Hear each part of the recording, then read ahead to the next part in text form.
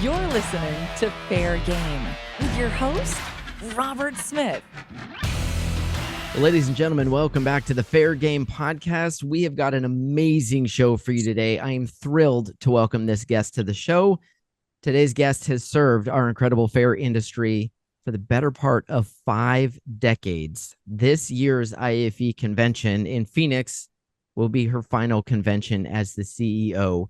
Joe Reynolds, who is the board chair for IAFE and fair manager at Warren County, Iowa, said, "As we think of strong foundations and exceptional mentors, one person that comes to mind that has had an impact on all of our lives is Marla Calico." Joining me now from Springfield, Missouri, the home of IAFE, is our retiring CEO, Marla Calico. Marla, welcome to the show. Thank you, Robert. I'm humbled by Joe's words, for sure. What an amazing lady she is. Let's get to this. First things first, let's talk business. This will be your final IAFE convention, and we're going to do it out here in Phoenix. What are you most looking forward to at this year's event? Well, I probably say this every year, but I think our convention is just like the best, right? So I'm so proud of our team, our team members here in the office, but also our team that is our education committee leaders, the chairs, because they have really worked to put together some great programs, and that's the heart of it. I've always said that our program is up. What is most important. And when I look at the breadth and scope of the convention program, I think it's absolutely awesome. And then on a fun note, we've had this tradition now, this will be our 3rd year of kind of kicking off with something fun on Sunday night. And we are going to have, fitting to the environment, an outdoor street party and lots of surprises in store for folks for Sunday night.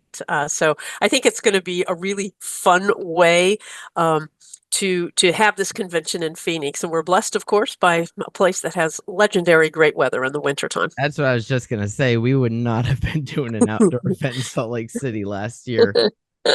So no doubt, every convention you have first-time attendees, both on the exhibitor trade show side and both from the fairs as well.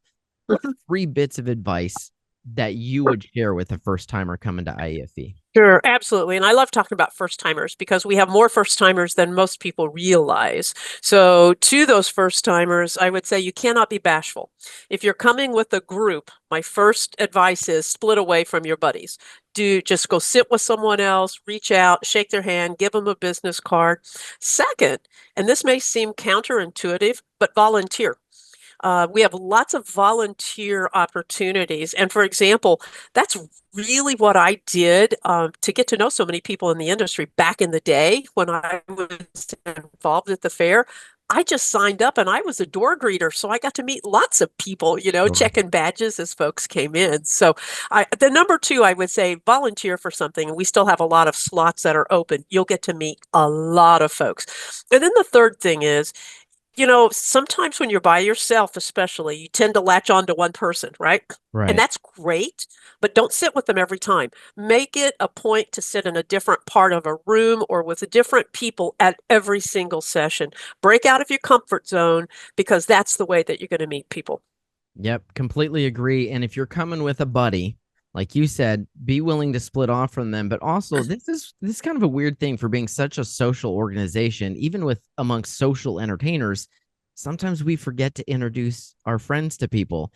So don't be shy. If you are with your buddy, if you're with somebody from your board, look at your board member and say, "Hey, can you introduce me to so-and-so? Would you mind making an introduction?" That, honestly, for my business, being an entertainment provider in the industry, going up to a few people that have really good contacts and saying, "I'd love to meet them. Would you just mind an introduction?" I'm not selling them on that moment, right? Just a quick introduction, "Hey, Tom, I'm Robert. Nice to meet you." That kind of can open up for a good conversation later in the convention. Great tips, fantastic tips. Now, at the time of our recording, we are about 6 to 7 weeks out from the convention. Based upon registrations to date, and bookings for our trade show, how do you think this year's trade show and convention is going to compare to, say, Salt Lake City or Indianapolis? Well, I'm holding my breath because no one never knows what happens in the last few weeks of registration. But I will tell you, as of today, I do know the trade show is sold out. It's been sold out for over a week, and we even added more spaces to the show floor earlier this summer. So trade show is completely sold out, and we have a waiting list. As far as registrations, we've got a cool little dashboard in our data management system, and so it is showing significantly higher number of badges processed to date as compared to the same date last year. I mean, Good. significant. So if this holds true, I think we're going to have perhaps one of the best conventions in terms of numbers. Of course, that's not the sole metric, but I think it's going to be one of the best we've ever had.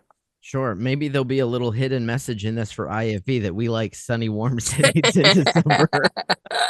And maybe your future CEO will guide that and be like, hey, let's stay south where it's nice and warm. Although with respect to the decisions to put it in Indianapolis and Salt Lake, I thought the turnout in Indianapolis was fabulous. So It was, and it was intentional. It was yeah, intentional, Robert. So think about this. If you could look at a map, and we've got it right on our website. If yep, you look at where Indianapolis is, over 70% of all of our members are within an 8-hour drive. So why wouldn't yep, we put it there? yeah. Right. Oh And no, it makes and great the sense. programming that we did and the promotions that we did definitely worked because we got fares, little fares that maybe it was harder for them to travel longer and be, flights and things like that. They were able to drive, and now then they've got the bug. They like us. They may not come Right, every year, but they right. will come when their budget allows. And that was our sole intention, really, in focusing upon Indianapolis because of that factor. It's a you may be too young to remember this, but there used to be an oatmeal commercial, and it was "Try it, Mikey, you'll like it." Mikey likes it. Right. Yeah, I was a kid. I was little. I was Okay. yes, but I also in my my media and advertising classes in college, Mikey likes it may have been a topic of conversation. So Great. thank you for the compliment, but I am not that young. I mean, my mind still. I was up at 4:30 this morning for a media hit here at Heart of Texas Fair in Waco. Of course, we're recording on October 10th, just for context for our listeners. And as I told the guy that I went on the air with, my mind still feels 30, but my body and my joints are like, brother, you are not 30 anymore. That's for sure.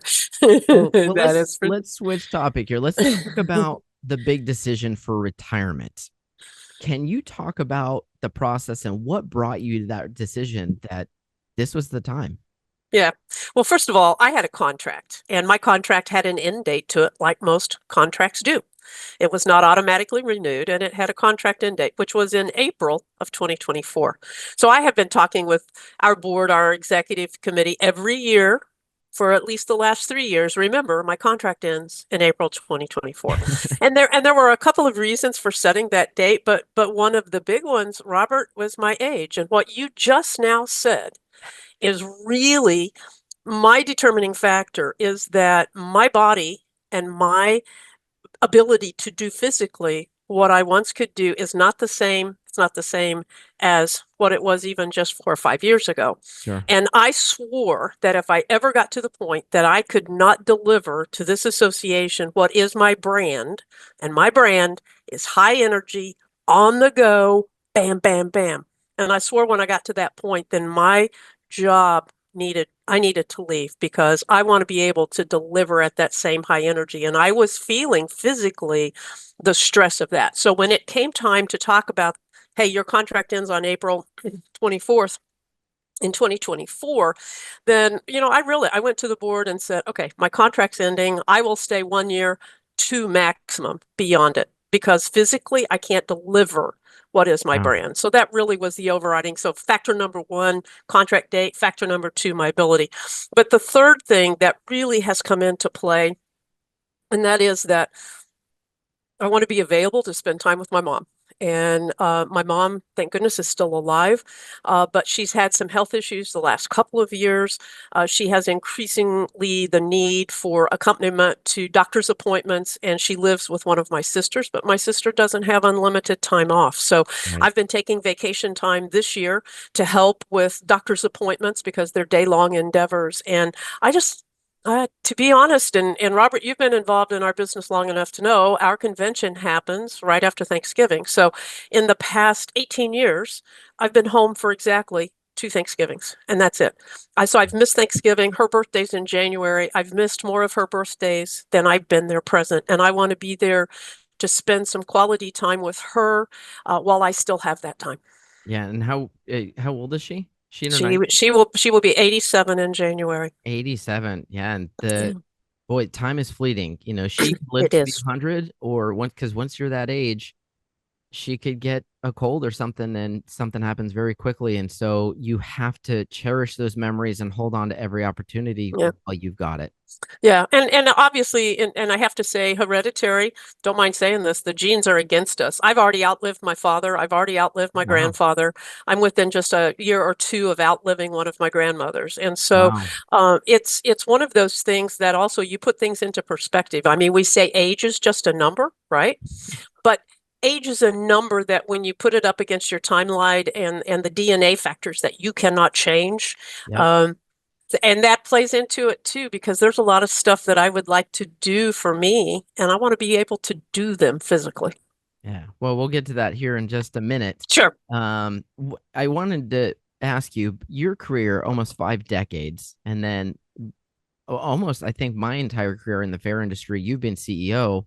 I think you came in, was it 12? When did you come on? I became CEO in January of 2016, but I've been here on 2016. staff since 2006. There we go. There we go. Yeah. So I knew you've been around in there a long time. What was the Mhm. motivating factor that kept you coming back day after day?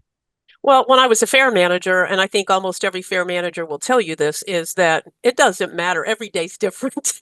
Every day's different. For And sure. particularly when you are in the business like the fair that I managed, where we had multiple year-round events, and I was an event manager as well as the fair manager. No 2 days were the same, and I loved it. And I loved the energy and just the people that I worked with here at the IAFE. It really keeps coming back to the people that we serve. I honestly believe that the people in the fair industry, all facets of the fair industry, are the best people on earth.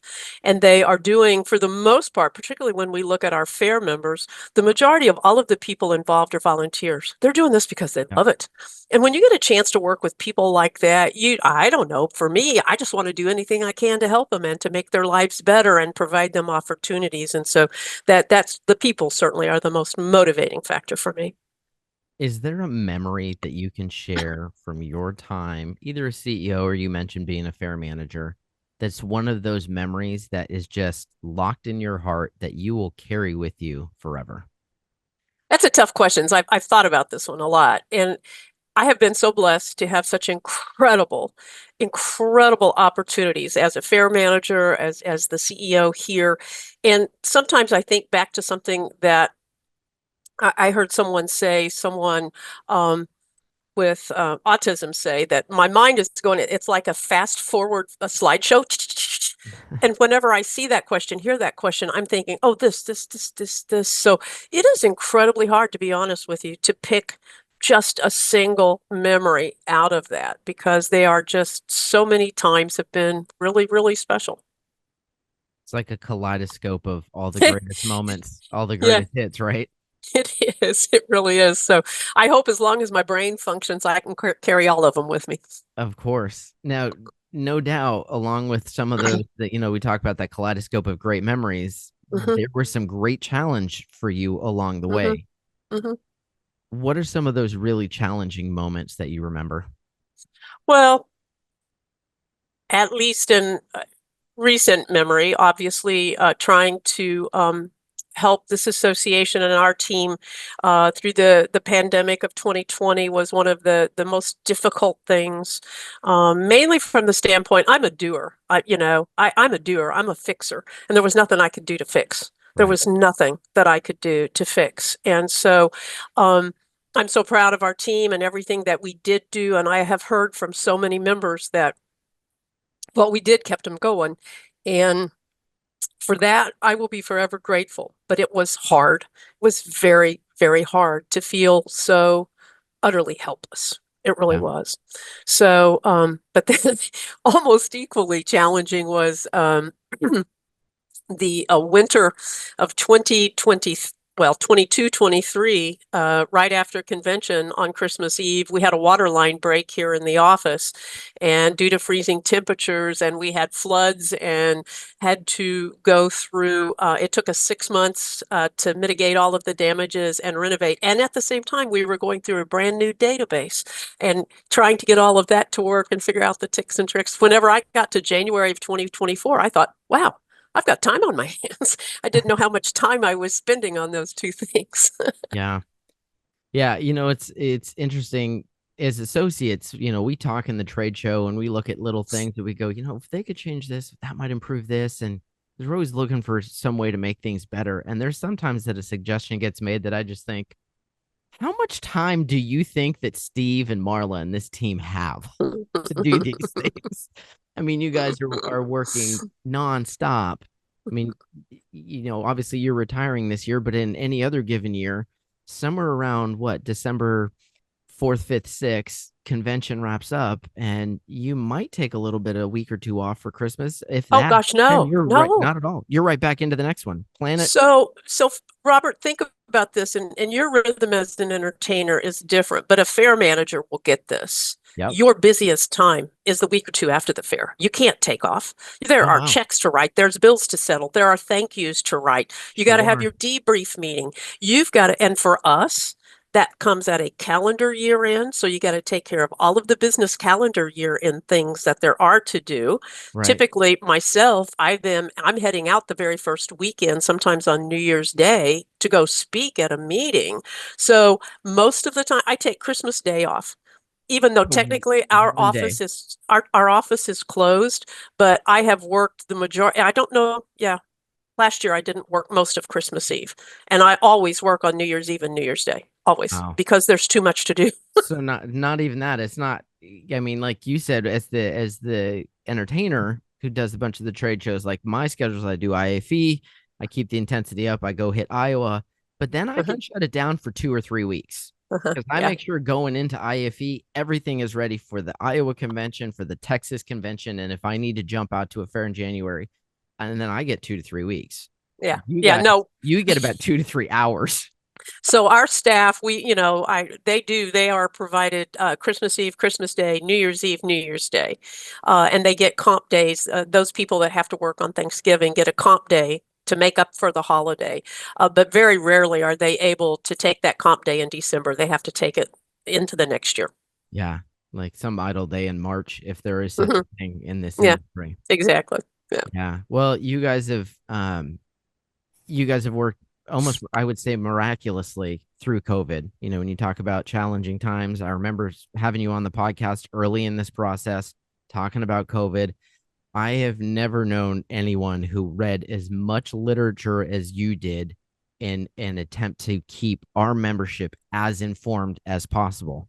I was almost like, I don't want to seem like I was taking advantage, but I took advantage. I'm like, I don't have to be the one digging through all this. I'm going to read the emails from Marla because she's already done it.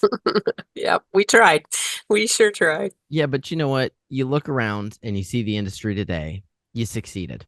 You got us through it. Steve got us through it. The whole team and our volunteers at our fairs, at every fairgrounds in America. It's definitely been shown. Obviously, this is going to air right before convention. But like I said, this is October 10th. Hurricane Milton just hit last night. Hurricane Helene hit like 2 weeks ago. And the one photo that I come back to over and over again is, and we see it every year, is that photo of those lineman trucks that are stationed ready to go. And what most people miss is they are sitting on America's state and county fairgrounds. They are staged and ready to go so that when the storm clears, it's our fairgrounds that are taking care of these people. And that's why, and I'm not even sure all of our members know it, that's why I sit at the table with a group from DHS through their CISA sector, the critical infrastructure, because fairgrounds are considered critical infrastructure. Yeah. And I sit at that table to advocate on behalf of fairgrounds to make sure that when it comes to emergency funding, when it takes time for consideration, when it is considered, it's like, you got to understand our fairgrounds are there whenever there is trouble. And in Yep. California and up and down the West Coast, it's in times of wildfire, it's cooling centers, it's heating centers. In Texas, in times of tornadoes and hurricane damage, our fairgrounds are there, and they are critical to surviving these type of catastrophes because of the resources, the physical infrastructure resources that we have to provide. Yeah. I mean, when you've got 5,000 linemen that are coming in and they need space to be, they need space for their trucks, they need space for, emergency management command center, things like that. It is our state and county fairgrounds. We are so much more than corn dogs and Ferris wheels. Yes, So absolutely. Yeah, absolutely. So, question here. The theme for 2024's convention is building on strong foundations. And Joe Reynolds, who we spoke about earlier as our board chair, has talked about the importance of mentors, citing you specifically as a mentor. You've had a career that spanned almost 5 decades in this industry. Who were some of the mentors that really stood out to you? Well, I have 3 that I generally talk about. And I do this, quite honestly, based upon a keynote speaker we had at a convention several years ago. And he challenged us in the room. I don't even remember who he was or what the whole gist of his conversation was, but he challenged us to say, think of the 3 people in your life who, besides your parents, have made the most difference in your life. And we paused all for a minute. And he goes, now go home and write him a thank you note. I think I had mine written before I ever left the room. So number 1, just going back in history, I doubt any of your listeners may know him. His name was Dan Fortner, and he's the reason in very large part that I'm in the industry today, because our fairgrounds was near bankruptcy. He was the food concessionaire at the fairgrounds, and he decided, he told the board, I refuse to let this fair go down the tubes. And when they asked him what to do, he goes, I'll be your manager for 3 years. And he never took a salary, but his condition was Marla has to be my number 2. I was the livestock director. Okay. And he taught me so much. He taught me so much. He was the ultimate mentor in what I see they need to be, in that he continually pushed me forward. He continually challenged me, but he was my safety net in case. He was always there to catch me. And he was the most awesome mentor, a dearest man. Second, and again, coming chronological, was Jim Tucker. And Jim Tucker was my friend and my mentor long before I ever worked for him. When this fair that I mentioned that I worked with, when we were near bankruptcy, was form an advisory committee of our community. And Jim Tucker was the chair of that, because his great uncle had helped found the fair. So I worked with Jim for years as a lawyer in our community and a mentor. And then once I became a part of the staff here, he was an incredible mentor for me. I tell him every time I talk to him that he means so much to me, and I learned so much from him. And finally, and if anyone read my article in the September-October issue of the F&E, I think it was September, it could have been July, August, would know that Barbara Renner of the North Idaho Fair was truly every aspect of a mentor. I was honored to be able to share that with people at the remembrance of her life. But she really is the reason I'm still involved in IAFE, because there was a time many years ago that I was willing to, I just was not happy with the way things were going as our association. And Barbara said, just stay, please just stay. And she just meant the world to me in this industry and gave me incredible opportunities and incredible advice and friendship and love. And so those are my 3. And I did get to tell Dan and Barb before they died that they were part of that 3. And again, Jim's still with us, thank God. And I tell him often too. Yeah. Well, I never had the, I've met Jim, never had the honor of knowing the other 2, but you were not the only one, if I recall correctly, who has cited Barbara Renner as that influence. I believe Courtney Conkle, when I had her on from Wyoming State Fair, said the same thing. Had just incredible things to say about Barbara. So your retirement's coming. We've got a new CEO on the horizon. Haven't even brought that up because, frankly, at this point, you're not on the committee. We don't know. Jeremy has not made, the committee hasn't come out with an announcement yet. So hopefully by the time this airs, we've got something.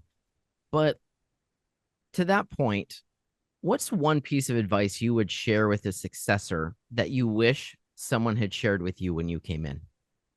Well, I don't know that that's something that I wish someone would have shared with me. I was well prepped for this, having worked side by side with Jim, not only when I was chair of the board and he was the CEO, not only having worked with him as a mentor, but having had a chance to be here in the office and having that insight. So it's not necessarily that, but what I would share and I would hope is that no matter what happens, no matter what you see as your priorities, you are the number one cheerleader of this industry and the number one cheerleader of every person that's involved in that. And you should take that seriously because it is your voice that is advocating on their behalf and they want to see you do that. But it's your voice when you pat them on the back, when you write them a note, when you send them an email, when you recognize something that they've done that goes so far. So be that cheerleader constantly. I can only imagine when it comes time to call it a career, there's plenty that you look back on that you can be so proud of. You've mentioned some of it in this discussion today, but there also have to be some things that you just couldn't quite close the deal on. What are some of those things that you wish you might have been able to accomplish, but the time ran out on the clock? Well, again, we are recording this in October. I have 12 weeks left to go. That's right. There's still time. This answer could theoretically change. And it will theoretically change because Robert, and so I don't even know if you know, but I spent many, many years running half marathons. And my philosophy for the end of my time here at IAFE is exactly the way I ran every single race. And that is, you don't walk at the finish, you race to the finish. And so I'm racing, and there are a few things that I'm racing hard on. One of them is to have underway a model to do an economic industry impact that study for the entire country. And that has been sitting on my desk for 4 years now, ever since COVID, when we didn't have the numbers. I have had countless meetings and proposals and tried to figure out a way to do it. And we're running an experiment right now with a sample set of data that we think is going to be a model. So I'm hoping to, if not put the bow on that, at least hand it off to my successor to say, it's ready to go. You're going to get the impact data that you want. The second one is, again, something that I will, if not get the bow on it, it'll be ready, compensation study. Getting our members to share certain pieces of data so that we can create an anonymous but substantial study of CEO and number 2 assistant CEO, whatever you call the position, compensation package. It's the most frequently questioned that we have. Probably the one project I know I'm not going to do, but it probably means nothing to anybody else, is a rewrite of our HR manual. So at the end of the day, it's like we need to trim up the HR manual a little bit. Wow. Well, I tell you what, that the study on figuring out economic impact, that could be remarkable, because that's the type of thing you can put in the hands of state legislators and in Congress and say, look, you guys are sitting here on your hands over whether or not we, do $1 billion fund for fairgrounds, but here's the proof. Yeah. That would be powerful. That would be very powerful. It's been very hard. I've talked with professors at universities. I've talked with companies that do this. And number one, the companies that do it, we don't have the resources to put the money into it, the type of fee. I mean, we're talking high 6 figures. Sure. But the second thing is it takes the cooperation of our members to tell us some basic data. Yeah. And so we think we have found a way that will make it, there will be a little bit of an incentive, and we think we found a way to make it happen. So keep your fingers crossed that this sample carries through, and I'll be able to hand that off to my successor and say, okay, I've laid the groundwork, now go make it happen. Well, hey, there are races that are solo races, and then there are relays, and this may just have to be a baton pass. I think it will be. So there you go. Do you plan on staying involved with IAFE through volunteering or consulting or anything like that? Or are you like, nah, I'm going and hanging out with my mom? Well, that will be my top priority, but I have told the executive committee and the board that I'm here. It's not like I'm going away. I don't plan to, although that North Pole to South Pole cruise for 135 days looked interesting, I'm not going to do that. So I'm not going to go. Never, Marla. I'm not going to go away anytime. If they call, I'll be available to help. I have made a very conscientious decision, though, to not do any speaking at industry events. I've been asked into 2025, and I've intentionally not done that because I think it's not fair to my successor. I think he or she needs to have the opportunity to go and make their way. Does that mean I might not do it in the future? who's to say? If someone says, oh, we really want you to do some consulting, I might consider it. But right now, I think that I think it's time to retire. My heart will always be here. And who knows, I may end up volunteering at some fairs along the way. Sure. But but right now, my plan is to be a retiree. Well, it sounds like a really honorable thing, because certainly transition time with leadership, whether it's a CEO, my wife's an assistant principal, and when she became an AP at this elementary school, literally 2 weeks prior, they got a new principal. So when you have that transition, it can be really easy to, even without malice, inadvertently stomp on the new person's toes and make an uncomfortable situation for you to just say, I'm gonna take hiatus, and not go speak publicly, because that just creates opportunities for someone to go, well, Marla, did you hear what the new CEO did? And now you're getting pulled into this chitty chatty, that doesn't help anybody. Yeah. So I think that's a really wise move, and honorable for sure. Well, thank you for that. Yeah. Let's wrap this up here. I want to talk about a potential farewell address. I imagine you'll be given the opportunity in Phoenix to offer a farewell address to the association. I will certainly leave the specifics of that to convention. However, I'm going to put you on the spot. Let's just say, hypothetically, you're given an opportunity for a farewell address, but you don't get 15, 20, or 30 minutes. You are allowed 3 sentences to make the maximum impact. What would you say? Well, first of all, I have to say that's about what I've got. I've got 2 minutes for my farewell address. So is that really it? That's all they're giving you? That's all. So, but that's all I need, because they're really, I know exactly what I want to say. Number one, the opportunity to serve the association and the people in this business and agriculture for all of my life has been amazing, and my life has been blessed by it. Number two, I am so proud of our great staff and everything that they've done. They are the team in the truest part of the word. I will be forever grateful. And to have been able to have worked side by side, to assist, to be there for people in this industry, and to know them as friends means more than anybody will ever know. It's amazing. It's absolutely amazing. And I like the fact that you're like, I only have 2 minutes, because the best speeches don't really need that long. Think about Gettysburg. Lincoln did not take long to put a stamp on that one. I'm a huge proponent of that, Robert. I'm often asked to do keynotes, and they'll say an hour's there. And I say, if you can't say what you need to say in 30 minutes, don't say it. Yeah, for sure. Well, don't even get on stage. There's a reason TED Talks were so popular at about 16 minutes or so. Make your point and leave them wanting more. So yeah, I do want to put you on the spot one more time here. I know I kind of prepped you on the questions ahead of time. I'm going to throw you a curveball on this one, because of course we're going to do a 3-question speed round. Okay. All righty. I'm ready. Do the speed round. I understand. I had some guests that were like, what do you mean you weren't doing the speed round anymore? And so now I'm like, okay, officially we're doing the speed round. So 3 questions for the last time. Marla Calico, are you ready? I'm ready. I'm ready. Question 1. What is your all-time favorite fair food? Nachos with cheese and extra jalapenos. Is there a fair that you always wanted to visit, but you never made it to? Yes. Now you have to ask me. I have to pick one. This is going to be so hard. This is going to be so hard. OC Fair. You Costa Mesa, California. OC. Wow. That's fabulous. It was always has been one of my favorites. And last question, Marla, what are you going to miss the most? The people. I knew that would be the answer. I knew it would be the answer.